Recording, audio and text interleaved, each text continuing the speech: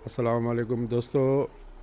ही ॾिसो मुंहिंजो ॿार, ही छोकिरी मुंहिंजी अफ़ज़ा, ही ज़काउल्ला, हिननि जा शौक़ु ॾिसो। घर में टेलीस्कोप हुन जा पिया आहिनि ढिग ऐं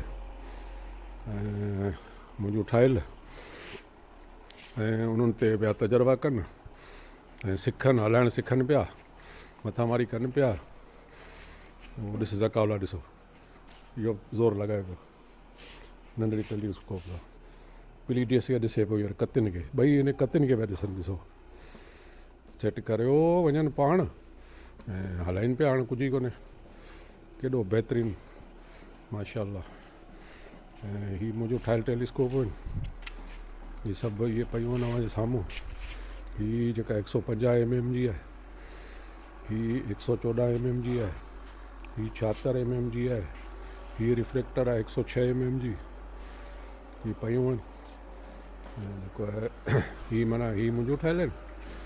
ऐं हीअ वरी हिकिड़े दोस्त खां हथु करे ॾिनो त हिननि खे ॿारनि खे वठी, पोइ हीअ पंहिंजी विंदर में पुराइनि।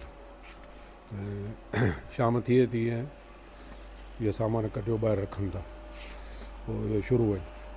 हाणे इन्हनि खे टारगेट खे फाइंडिंग करणु सेखारियां पियो, ज़ूम इन ज़ूम आउट करणु ऐं टारगेट खे ॻोल्हणु, माना टारगेट खे फ्रेम में आणणु।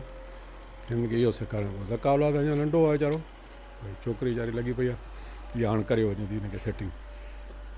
सभु टेलीस्कोपूं हीअ हलाए ॼाणनि था। पोइ तव्हां ॾिसो, तव्हां पंहिंजे ॿारनि खे बि ईअं टेलीस्कोपूं नंढियूं वठी ॾियो त जीअं हू बि सिखनि ऐं घर में जेको आहे ऐं मुस्तक़बिल जो जेको आहे ॼाण रखनि। छो त मुस्तक़बिल जेको आहे साइंस जो आहे, इन करे पंहिंजे ॿारनि खे अहिड़ियुनि एक्टिविटियुनि में लॻायो ऐं इनशाअल्लाह सुठो कमु थी वेंदो।